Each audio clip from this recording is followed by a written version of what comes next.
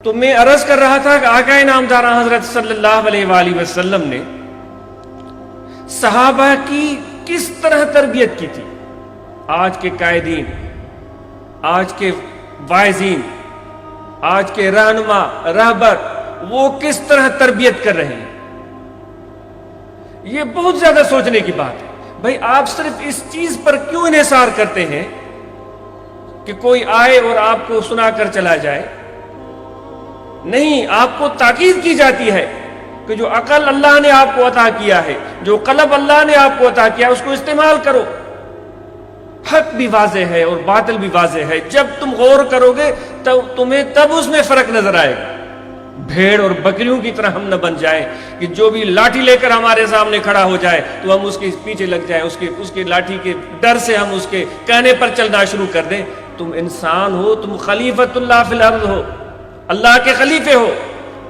میں صرف کرسی پر بیٹھنے والا میں نہیں، صرف یا یہ اسٹیج پر بیٹھنے والے وہ صرف نہیں، یا کسی دارالعلوم میں یا کسی کالج اور یونیورسٹی میں پڑھنے والے وہ لوگ جن کو ایک سند مل گئی، جن کو ایک شان مل گیا، اور ہم اپنے احساس محرومی میں ہی رہ گئے کہ بھائی اس نے تو بڑے کتابیں پڑھ لی ہیں تو اس کا مقام خلیفۃ اللہ فی الارض. تو یہ جتنے بھی انسان اللہ تعالیٰ نے پیدا فرمائے، لقد خلقنا الانسان فی احسن تقویم، بہترین سانچے میں اس کو ڈالا ہے. ایک مزدور جو تغاری اٹھانے والا ہے وہ بھی بہترین سانچے میں ڈالا گیا. اس کو بھی وہ سب چیزیں عطا کی گئی ہیں.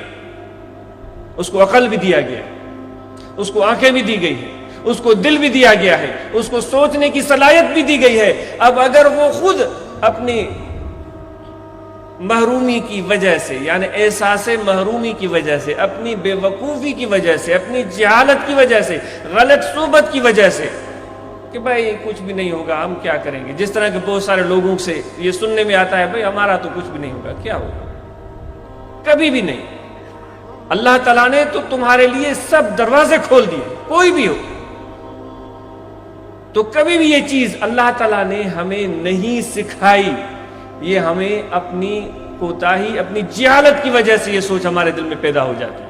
تو میں عرض کر رہا تھا کہ آقا نامدار حضرت صلی اللہ علیہ وسلم نے کیا تربیت فرمائی تھی جب معاذ ابن جبل کو ایک علاقے کی طرف، غالباً یمن یا کسی اور علاقے کی طرف گورنر بنا کر بھیج رہے تھے.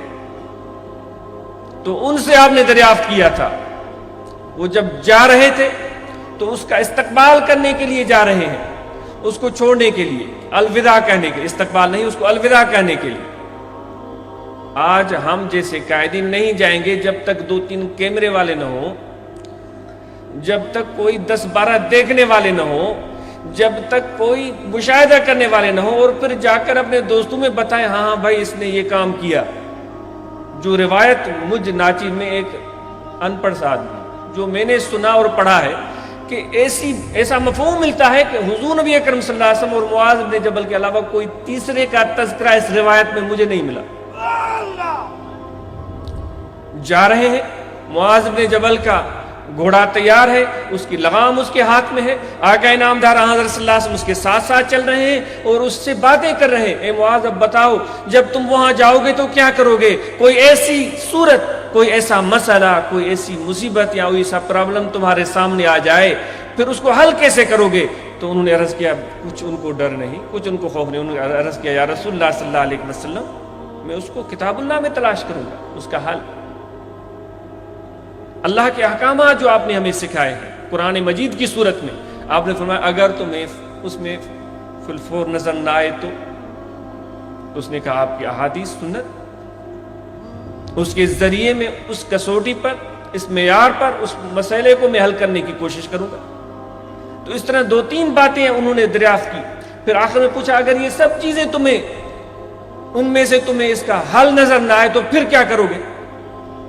تو انہوں نے کہا کہ حضور پھر میں خود غور کروں گا، پھر میں اپنے عقل کو استعمال کروں گا، پھر میں اپنی سوچ کو استعمال کروں گا، اور جو مجھے صحیح نظر آئے گا اس کے مطابق میں فیصلہ کروں گا. آپ نے فرمایا تم نے صحیح کہا، تمہیں ایسے ہی کرنا چاہیے. تو آقا نامدار حضرت صلی اللہ علیہ وسلم تو عقلوں کے تالے کھولنے آئے تھے. ہم جیسے ایسے رہبر رہنما آج پیدا ہو گئے ہم کہ ہم تو لوگوں کے ذہنوں پر تالے ڈال دیتے ہیں. کل قیامت کے روز بارگاہ الہی میں بڑی مار پڑے گی، یقین سے جانو، ہم جیسے نام نہاد قائدین پر بڑی مار پڑے گی، کوئی خوف نہیں ہے، حق بات کہتے نہیں، صحیح بات جو بتانی چاہیے وہ بتاتے نہیں، اور جس کی ضرورت نہیں ہے خاص اس پر ہمارا زور ہے۔ تمہیں عرض کر رہا تھا کہ ہم اور آپ کو اس دنیا میں رہتے ہوئے اپنے عقل اور فہم کو استعمال کرنے کی کوشش کرنی چاہیے۔ ایسا ہی ہے اگر کوئی اپنے بازو کو استعمال کرنا ترک کر دے اور اس کو بالکل ہی چھوڑ دے، نہ اس کو ہلائے نہ جلائے، تو چند مہینوں کے بعد یہ عضو معطل ہو جائے گا، اس کے جو یہ بند ہے یہ کام نہیں کریں گے، اکڑ جائے گا، واقعی وہ بازو جو ہے وہ ختم ہو جائے گا۔ اگر ہم آپ قلب کے ساتھ عقل کو استعمال ہی نہیں کریں گے تو عقل بھی معطل ہو جائے گا۔